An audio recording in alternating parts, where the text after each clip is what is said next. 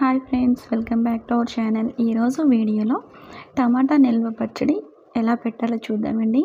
ఇలా ఒకసారి ట్రై చేయండి, మీకు పచ్చడి అనేది పాడవకుండా ఉంటుంది. దీనికోసం అయితే నేను 1/2 kg టమాటాలని వాష్ చేసుకొని ఎక్కడ వాటర్ లేకుండా క్లీన్ చేసుకొని ఈ విధంగా ముక్కలు కోసుకొని పెట్టుకున్నాను. ఇందులో ఆయిల్ అయితే యాడ్ చేయలేదు.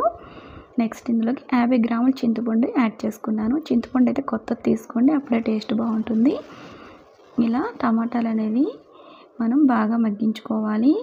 సో టమాటాలు అనేవి సాఫ్ట్గా మగ్గాలి అంటే మనం ఒక 5 మినిట్స్ పాటు మూత పెట్టుకుంటే టమాటాలు అనేవి సాఫ్ట్గా కుక్ అవుతాయి. 5 మినిట్స్ తర్వాత మూత తీసేసుకుని మనం ఈ విధంగా కలుపుకుంటూ ఉండాలి.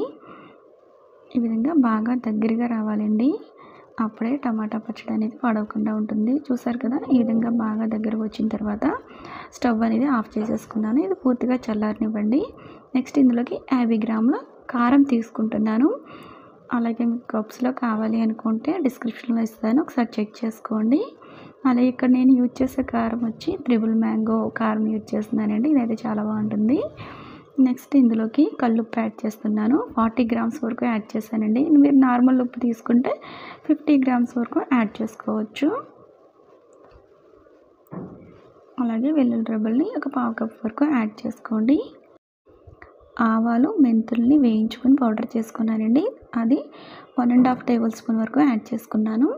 ఇవన్నీ బాగా కలుపుకొని ఇప్పుడు దీన్ని మనము మిక్సీ జార్లోకి ట్రాన్స్ఫర్ చేసుకోవాలి.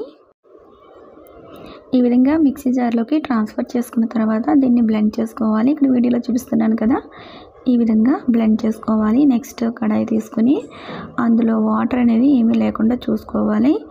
ఇందులో 150 గ్రామ్స్ వరకు ఆయిల్ అనేది యాడ్ చేసుకున్నాను. వేరుశనగ నూనె కానీ నువ్వుల నూనె కానీ యాడ్ చేసుకోండి. ఇక్కడైతే నేను నువ్వుల నూనె యాడ్ చేసుకున్నాను. ఇది కొంచెం వేడెక్కిన తర్వాత ఇందులోకి దంచుకున్న వెల్లుల్లి రెబ్బల్ని యాడ్ చేసుకోండి. ఆయిల్ అనేది కొంచెం వేడెక్కాలి, అప్పుడు వెల్లుల్లి రెబ్బల్ని యాడ్ చేసుకోండి. నెక్స్ట్ ఇందులోకి మనం ఆవాలు, జీలకర్ర, ఎండుమిరపకాయలని యాడ్ చేసుకుంటున్నాను.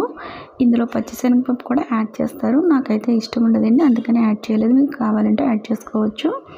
ఈ తాలింపు అనేది కొంచెం ఫ్రై అయిన తర్వాత నెక్స్ట్ ఇందులోకి కరివేపాకును కూడా యాడ్ చేసుకోండి.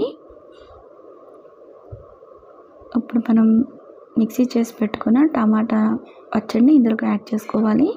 లో ఫ్లేమ్లో పెట్టుకుని కుక్ చేసుకోవాలండి, స్టవ్ అయితే ఆఫ్ చేయొద్దు.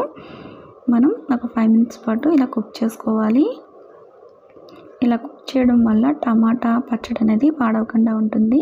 ఫస్ట్ అయితే ఆయిల్ అనేది మనకి పీల్ చేసుకుంటుందండి. 5 మినిట్స్ తర్వాత ఆయిల్ అనేది రిలీజ్ అవుతుంది. ఇక్కడ మీకు చూపిస్తున్నాను కదండి వీడియోలో, ఈ విధంగా ఆయిల్ అనేది బయటకు వస్తుంది. ఒక 5 మినిట్స్ తర్వాత మనకి ఈ విధంగా వస్తుందన్నమాట. ఇలా వచ్చిందంటే మనకి స్టవ్ అనేది ఆఫ్ చేసేసుకోవచ్చండి. ఇది పూర్తిగా చల్లారిన తర్వాత ఒక ఎయిర్టైట్ డబ్బాలో పెట్టుకుని ఫ్రిడ్జ్లో స్టోర్ చేసుకుంటే 6 మంత్స్ పాటు నిల్వ ఉంటుందండి. సాల్ట్ ఏదైనా సరిపోలేదు అనిపిస్తే మీకైతే మిక్సీ జార్లో మిక్సీ చేసిన తర్వాత ఒకసారి టేస్ట్ చూసుకొని సాల్ట్ అనేది అడ్జస్ట్ చేసుకోండి. చూసారు కదా, ఇక్కడ వీడియోలో కనిపిస్తుంది, ఇలా ఆయిల్ అనేది రిలీజ్ అవుతుంది 5 మినిట్స్కి. సో మీకు కప్స్ ప్రకారం కావాలి అంటే డిస్క్రిప్షన్లో ఇస్తాను, ఒకసారి చూడండి. మీరు తప్పకుండా ట్రై చేసి మీకు ఎలా వచ్చిందో మీ ఫీడ్బ్యాక్ని నా కామెంట్స్ రూపంలో తెలియజేయండి. Thanks for watching.